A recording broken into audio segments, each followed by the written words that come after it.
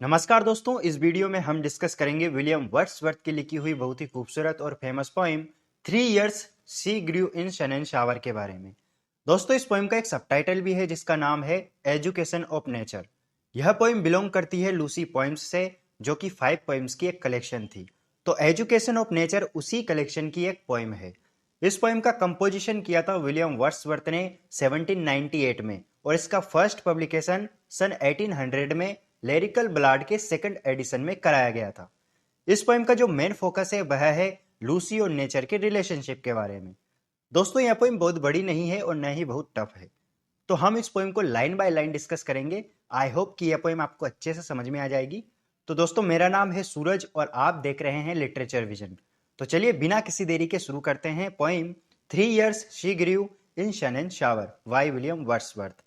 तो पोएम की स्टार्टिंग में पोइट कहते हैं कि 3 years she grew in sun and shower, यानी वह लड़की 3 साल सी ग्रू बड़ी हुई इन सन एंड शावर, यानी वह लड़की 3 वर्ष प्रकृति की गोद में बड़ी हुई। देन नेचर सेड, तब यहाँ पे प्रकृति कहती है, अर्थात यहाँ पे जो नेचर है इसको पर्सोनिफाइड किया गया है, इसको इंसान की तरह दिखाया गया है। और आगे वह कहती है, a lovelier flower on earth was never sown, यानी लूसी की तरह खूबसूरत लड़की लव लायर फ्लावर इस धरती पर पहले कभी नहीं देखी गई। This child I to myself will take, she shall be mine and I will make a lady of my own.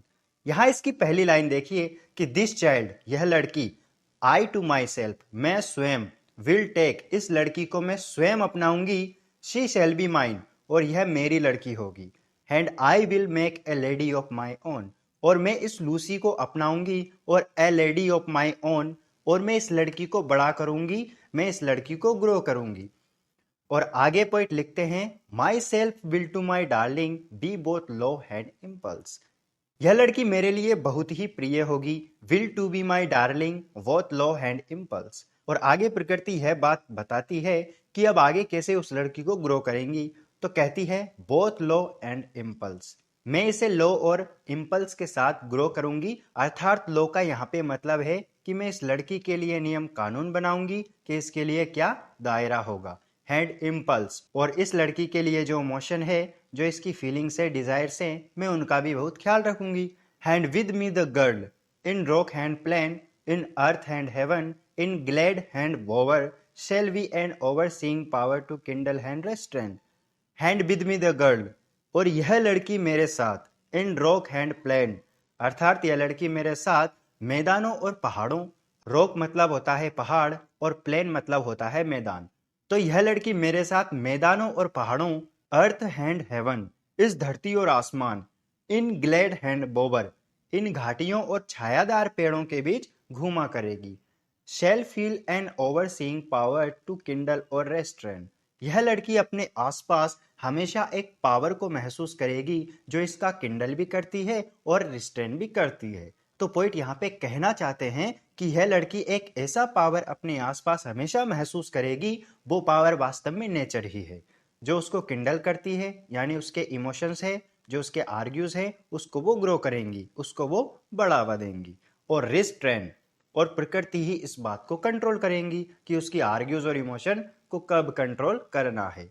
तो यहाँ पे प्रकृति उसे आगे भी बढ़ाएगी, उसके इमोशन को और उसके इमोशंस को कंट्रोल भी करेगी। पोइम में वर्ड्सवर्थ लिखते हैं, she shall be sportive as the fawn, वह लड़की एक हिरन की तरह बहुत ही स्पोर्टिव होगी, बहुत ही ज्यादा उछल कूद करने वाली होगी। That wild with Glee across the lawn और अप द माउंटेन स्प्रिंग, और वह लड़की लूसी वाइल्ड विद ग्ली, और वह प्रसन्नता के साथ अक्रॉस द लॉन, वह प्रसन्नता के साथ खुले मैदान में विचरण करेगी, और अप द माउंटेन स्प्रिंग, और वह उन पर्वतों पे भी इधर उधर भागती रहेगी। And hers shall be the breathing balm, और वह लड़की ब्रीथिंग बाल्म की तरह रहेगी, अर्थात वह एक फ्लावर की तरह ओपन एयर में सांस लेगी। And hers the silence and the calm of mute insensate things, इतना स्वच्छंद होने के बाद भी वह लड़की प्रकृति के शांत वातावरण को महसूस करेगी, और जो प्रकृति का शांत वातावरण है, उसका जो पीस है प्रकृति का, उसमें वो आनंद को देखेगी, उसको वो महसूस करेगी। यहाँ पे आप एक चीज देख सकते हैं कि प्रकृति ने पहले कहा था कि एक ओवरसीइंग पावर रहेगी जो उसको किंडल भी करेगी, उसको रिस्ट्रेन भी करेगी, यानी कि जो उसकी फीलिंग्स है उसको बढ़ावा देंगी। तो उस बढ़ावा देने के कारण वह लड़की अपने आप को एक हिरन की तरह महसूस करेगी जो इधर उधर भागती रहती है। लेकिन रिस्ट्रेन की वजह से उस पे जो उसकी फीलिंग्स को कंट्रोल करने का जो पावर होगा, उसकी वजह से नेचर का जो शांत वातावरण है उसको वह महसूस करेगी और उसको वह आनंद के रूप में भी देखेगी। आगे पॉइंट लिखते हैं, the floating clouds their state shall lend to her. The floating cloud, जो उड़ते हुए बादल हैं, देयर स्टेट, उनकी स्थिति, शेल लैंड टू हर, बादलों की स्थिति होती है। बादल बहुत सुंदर होते हैं और बहुत ही शांत होते हैं। तो ये दोनों गुण उस लड़की के अंदर आ जाएंगे। For her the willow band, और वह लड़की विलो के पेड़ के नीचे छाया लेगी। Nor shall she fail to see even in the emotion of the storm, और वह लड़की उस तूफान को भी देखेगी और उस तूफान के अंदर में भी grace that shall mould the maiden's form by silent sympathy, वह लड़की उस तूफान के अंदर भी एक परोपकार का भाव देखेगी, एक ग्रेस का भाव देखेगी। अर्थात जो नेचर में बुरी चीजें हैं, जो जैसे स्टॉर्म, तूफान, और उसके अलावा जो शांत चीजें हैं जैसे पेड़ की छाया और बादल, लूसी इन दोनों चीजों से सीखेगी। न केवल एक ही चीज से, वह अच्छे से भी सीखेगी और वह बुरे से भी सीखेगी।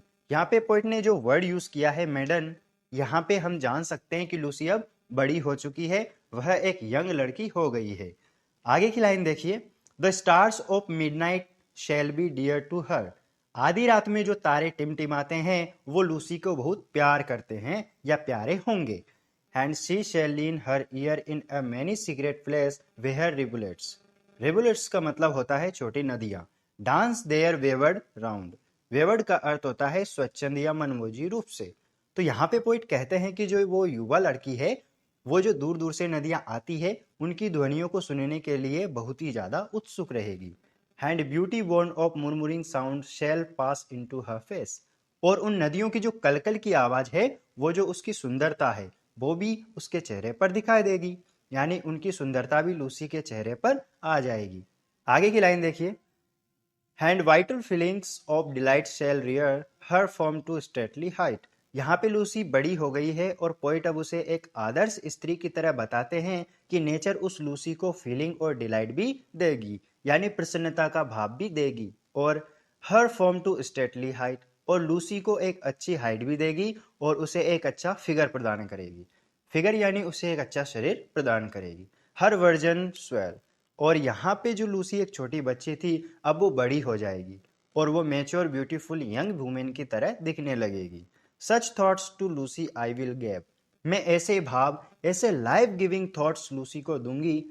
वाहिल she and I together live here in this happy dell, और यहाँ पे इस घाटी के पास, प्रसन्नता भरी घाटी के पास, मैं और लूसी दोनों एक साथ रहा करेंगे। और अब यहाँ आखिरी स्टेंजा में देखिए, पोइट यहाँ लिखते हैं कि थस नेचर स्पेक, नेचर कह रही है, the work was done, Lucy को जो बड़ा करने का काम था, उसको जो छोटी बच्ची से लेकर बड़ी वुमेन बनाने का काम था, वो पूरा हो चुका है। How soon my Lucy's race was run, लेकिन यहाँ पे कहानी का एक अलग ही मोड़ आ जाता है। नेचर कहती है कि हाउ सून, लेकिन इतनी जल्दी, माई लूसीज रेस वाज रन, मेरी लूसी का जो रेस था, यानी मेरी लूसी का जो जीवन था, वह खत्म हो गया है। She died and left to me, वह मर गई है और उसने मुझे अकेला छोड़ दिया है। दिस हैथ दिस काम हैंड क्वाइट सीन, इस शांत वातावरण में, इस अकेलेपन में उसने मुझे अकेला छोड़ दिया। The memory of what has been and never more will be, उसकी मौत से पोइट को बहुत ही ज्यादा दुख पहुंचता है और कहते हैं कि उसकी जो मेमोरी है वह आज भी मेरे साथ है, hand never more will B, और अब लूसी मेरे साथ कभी नहीं रहेगी, अब वो कभी वापस नहीं आएगी। और इसी लाइन के साथ यह पोएम समाप्त हो जाती है। वीडियो को लाइक और चैनल को सब्सक्राइब करें। मिलते हैं किसी दूसरे टॉपिक के साथ, तब तक के लिए जय हिंद।